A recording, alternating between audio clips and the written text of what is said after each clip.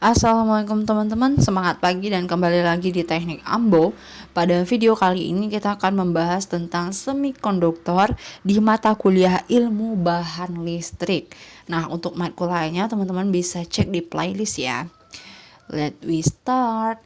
Nah, untuk materi semikonduktor ini aku cari di Google dan dapat dari Bapak Ihwan Yelvianhar. Mohon izin Pak untuk sharing nih untuk teman-teman teknik lainnya tentang bahan-bahan semikonduktor. Thank you Pak ya. Lanjut ya, kita bahas tentang bahan semikonduktor. Nah, bahan semikonduktor ini adalah bahan yang bersifat setengah konduktor karena celah energi yang dibentuk oleh instruksi bahan ini lebih kecil dari celah energi bahan isolator, tetapi lebih besar dari celah energi bahan konduktor, sehingga memungkinkan elektron berpindah dari satu atom penyusun ke atom penyusun lainnya dengan perlakuan tertentu terhadap bahan tersebut. Dalam kurung atau artian lain yaitu pemberian tegangan, perubahan suhu, dan sebagainya. Oleh karena itu, semikonduktor bersifat setengah menghantar gitu ya. Jadi dia bukan penghantar yang baik, juga bukan penghambat yang baik. Itulah semikonduktor. Nah, di semikonduktor itu ada konsep peta energi semikonduktor ya teman-teman. Hukum dasar ini menjelaskan tentang elektron dan kulit orbit. Ini menjelaskan tentang pelajaran kimia. Itulah mengapa anak teknik itu harus anak IPA, karena ada pelajaran semikonduktor dan orbit-orbitan atom gitu ya. Nah, yang pertama itu adalah elektron bergerak dalam kulit orbit. Ya, ini adalah konsep awal ya teman-teman. Lalu setiap kulit orbit berhubungan dengan satu ring energi khusus.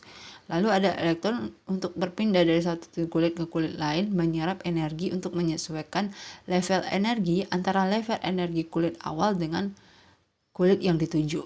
Lalu jika suatu atom menyerap cukup energi untuk berpindah dari satu kulit yang satu ke kulit yang lain, sebenarnya elektron ini kembali melepaskan energi yang diserap untuk mengembalikannya ke kulit yang lebih rendah. Nah, ini adalah celah dan level energi silikon ya teman-teman. Silikon itu adalah salah satu semikonduktor. Ada pita konduksi, ada pita valensi gitu ya. Di sini ada celah energinya. Dari E1 ke E2 ini punya jarak, E2 ke E3 ini juga punya jarak ya teman-teman. Jadi ini bisa dihitung. Nah, ini adalah pita energi untuk konduktor, semikonduktor, dan isolator. Ini perbedaannya ya teman-teman. Ini untuk isolator, ini semikonduktor, ini untuk konduktor. Jadi perbedaannya cukup nampak ya teman-teman. Kalau isolator mereka itu jauh banget antara punya jarak yang besar antara conductivity band dengan valence band. Sementara semikonduktor itu agak kecil jaraknya. Sementara yang konduktor itu mereka berdempet gitu ya, sehingga mereka disebut dengan penghantar yang baik. Lalu ada karakteristik bahan semikonduktor. Mereka juga punya karakteristik ya teman-teman. Yang pertama, semikonduktor metal terdiri atas unsur-unsur pada sistem periodik golongan 4A seperti silikon, germanium, dan karbon. Ini adalah jenis semikonduktor ya teman-teman. Lalu semikonduktor gabungan atau kompon terdiri atas senyawa yang dibentuk dari logam unsur periodik golongan 2B, 3A, valensi 2 dan 3 dengan logam golongan 5A dan 6A gitu ya. Untuk misalnya itu ada gas dan inert, sedangkan gabungannya itu CDTE dan ZNS. Untuk lebih jelas teman-teman bisa buka lagi tuh pelajaran SMA-nya tentang tabel periodik gitu teman-teman. Nah, ini dia tabel bahan semikonduktor. Ada golongannya, golongan 2A, 3A, 4A, 5A, dan 6A.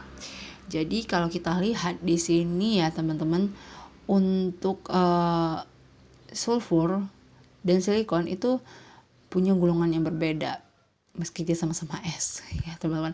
Tapi umumnya ini adalah bahan-bahan semikonduktor yang kita temui.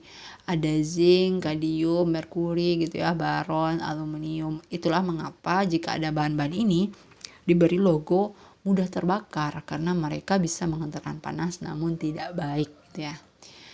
Lanjut juga ada tabel karakteristik semikonduktor. Jadi mereka per masing-masing unsur ini punya karakteristik ya, punya skala itu little parameternya berapa, melting pointnya berapa, electromobility sama Hall mobility-nya.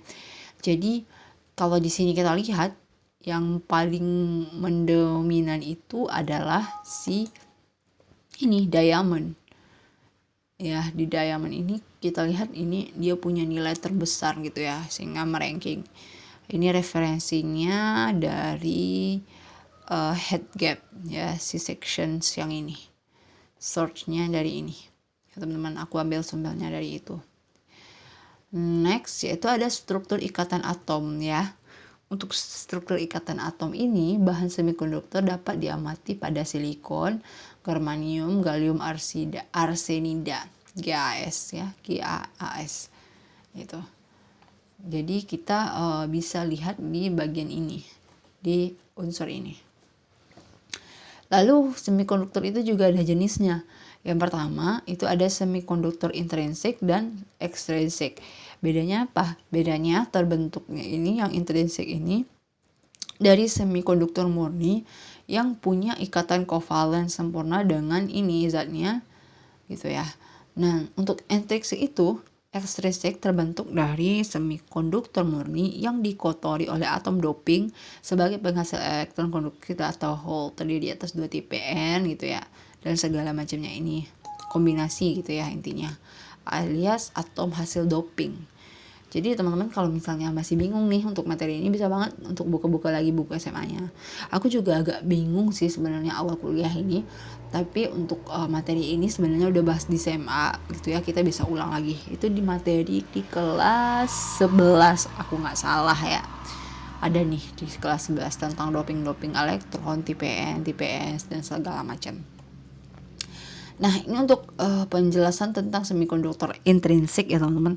Di intrinsik ini mekaniknya itu terbentuk dari semikonduktor intrinsik diperlihatkan pada semikonduktor murni gitu ya. Pada kondisi normal, atom-atom ini saling berikatan melalui 4 ikatan kovalen gitu ya. Jadi intrinsik itu murni ya intinya. Kalau ekstrinsik ini yang intrinsik bentuknya gini, astagfirullah belipatan ya. Ini yang intrinsik ya, ini untuk kondisi normalnya kayak gini nih teman-teman. Jadi satu atom itu punya masing-masing 2 inti gitu ya. Nah, jadi dia berekatan 4, 1, 2, 3, 4 gitu ya. 1, 2, 3, 4 ya. Dan kondisi tersimulasi itu mereka keluar gitu. Yang ini keluar gitu. Jadi terciptalah sebuah hole atau lubang di valence bands. Lalu elektron ini masuk di elektron di conduction bands. Jadi ini kondisi tersimulasi ya teman-teman, dan ini kondisi normal alias abnormal nih tersimulasi. Lalu kita masuk ke celah energi semikonduktor intrinsik. Nah, di sini celah energinya bisa dihitung ya teman-teman. Teman-teman bisa banget lihat ini itu untuk perumusannya atau tekniknya gitu ya. Untuk lebih jelas bisa banyak cari buku tentang ilmu bahan listrik. Lanjut ke celah energi semikonduktor intrinsik. Ini untuk berbagai bahan ya teman-teman. Ada di karbon, silikon, germanium, dan timah putih. Kenapa ini aja? Karena ini adalah semikonduktor yang banyak digunakan, banyak ditemukan gitu ya. Lalu lanjut ke semikonduktor ekstrinsik. Yang ekstrinsik ini adalah terbentuk melalui mekanisme doping yang dimaksud untuk mendapatkan elektron valensi bebas dalam jumlah lebih banyak dan permanen, sehingga diharapkan akan dapat mengantarkan listrik gitu. Dia hasil dopingan gitu ya, elektron kotor, jadi valensinya itu ada 5. Dan apabila semikonduktor murni diberi pengontor dengan valensi kurang dari 3, maka terbentuk area kosong atau hole gitu ya. Nah, ini bentuknya ya. Kalau semikonduktor ini ada tipenya, ada tipe N, terus ada tipe P. Itu bedanya di hole-nya aja ya. Elektron bebas ada 1 gitu ya. Kalau tipe P ada hole. Kalau ya gitu. Terus ada mobilitas dan lain sebagainya. Mobilitas semikonduktor muatan. Dan ini materinya masih banyak. Jadi karena durasi waktu, teman-teman bisa aku bagikan ya materinya di bagian bawah di description box. Oke, demikianlah materi kita kali ini. Untuk teman-teman yang ada pertanyaan bisa di-drop di kolom komentar atau email di teknikambo99@gmail.com. Dan forget to like, comment, and subscribe ya teman-teman. Dan assalamualaikum warahmatullahi wabarakatuh.